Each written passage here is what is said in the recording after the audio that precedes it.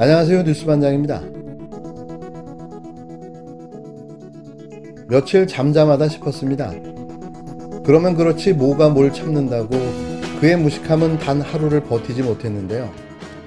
이번에도 또 아무 말 대잔치, 뭘 보고 듣고 배우고 있는지 궁금증만 커져가고 있습니다.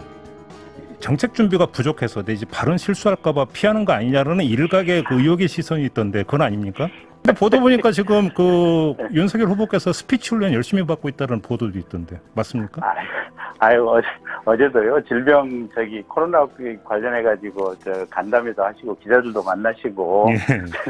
제가 볼 때는 물론 본인 후보가 완벽한 것도 아니고 그래서 후보가 이렇게 교육 받아야 될 거 연습해야 될 부분들이 분명히 있는 건 맞는데 예. 또 사람들 만나고 영입해야 될 분들 설득해서 함께 하자고 영입하고 또 이런저런 정책 간담회하고 정말 후보 눈코 뜰 새 없이 바쁘거든요 보면. 네.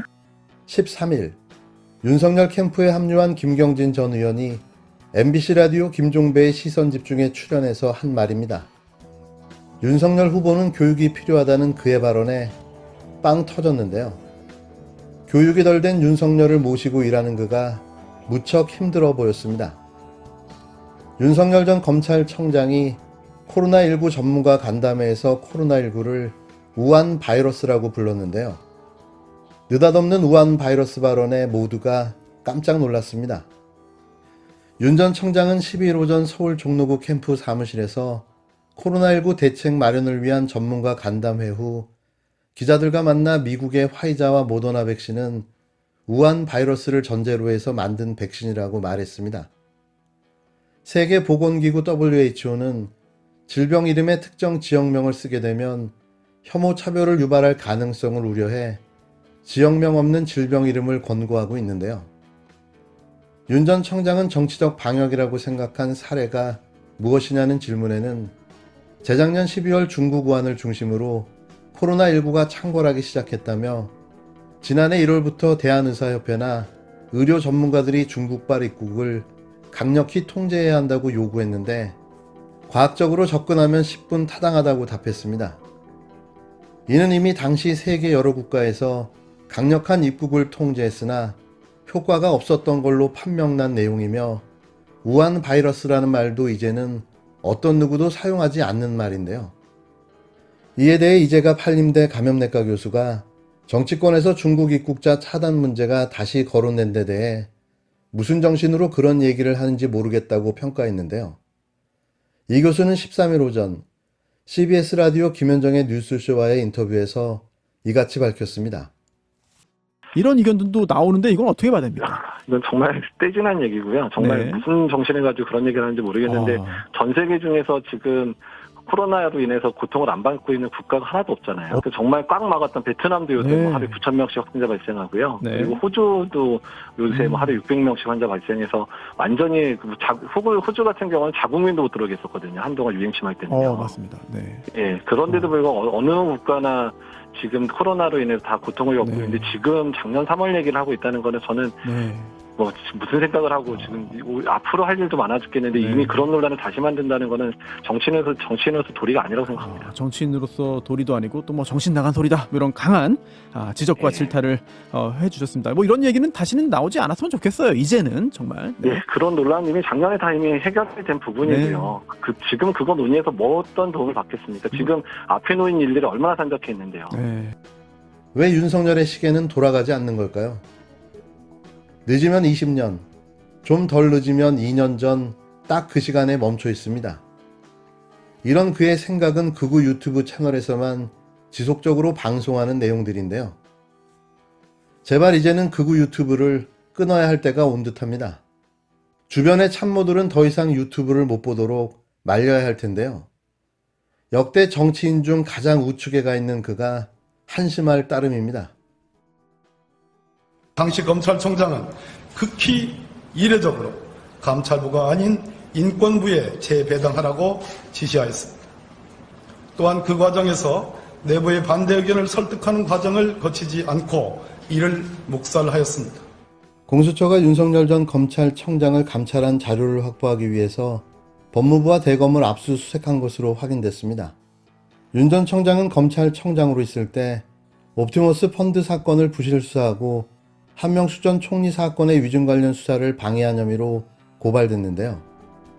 윤석열 전 검찰청장의 직권남용 의혹을 수사 중인 고위공직자 범죄수사처가 지난달 하순 법무부 감찰관실과 대검찰청 감찰부를 압수수색했습니다. 공수처에 입건된 윤 전 청장의 의혹은 두 가지인데요. 먼저 서울중앙지검 시절 옵티머스 펀드 사기 사건을 부실 수사했다는 직무유기 혐의를 받고 있습니다. 검찰청장이던 지난해엔 한명숙 전 총리 사건 검사들의 위증강요 의혹 수사를 방해한 의혹으로 입건됐는데요. 법무부가 대검 감찰부에 맡긴 진정 사건을 윤 전 청장이 수사 권한도 없는 인권부로 다시 배당하는 등 권한을 남용했다는 겁니다. 이번 달 법무부와 대검의 합동 감찰에서도 이 같은 사실관계가 확인됐는데요. 그간 공수처는 윤 전 청장에 대한 감찰 자료를 요청했지만 법무부와 대검은 감찰 자료를 공개한 전례가 없다며 거절했습니다. 이후 여러 차례 추가 요청에도 법무부와 검찰이 응하지 않자 강제 수사에 나선 걸로 보여지는데요. 공수처는 현재 합동감찰에서 드러난 사실관계를 통해 윤 전 청장의 구체적인 혐의를 파악 중인 것으로 전해졌습니다. 앞서 김진욱 공수처장은 윤 전 청장 수사가 대선에 영향이 없도록 할 것이라고 밝힌 만큼 최대한 이른 시간 안에 윤 전 청장을 직접 불러 조사할 가능성도 예측되는데요. 말뿐인 공수처의 요란스러운 수사가 이제는 좀 짜증스럽게 느껴집니다. 진짜 수사를 하려거든 대선이든 뭐든 그게 수사에 영향을 미치지 말아야죠. 그러라고 공수처가 있는 거 아닌가요?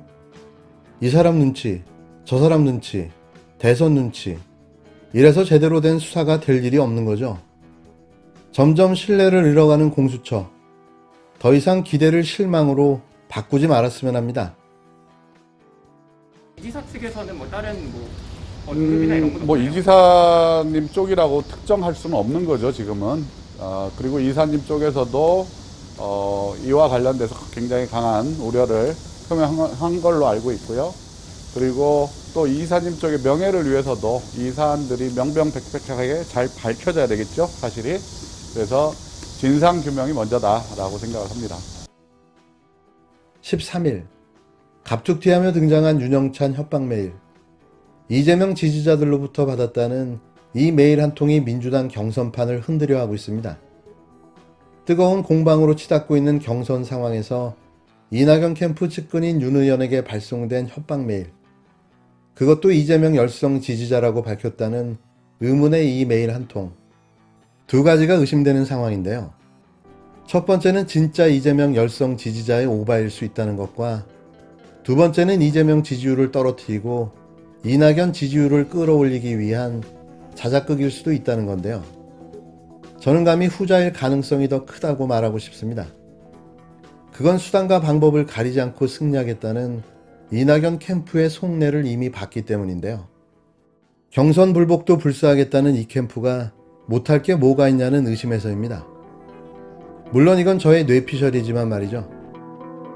이 이메일로 가장 이득을 볼 사람은 누구일까요?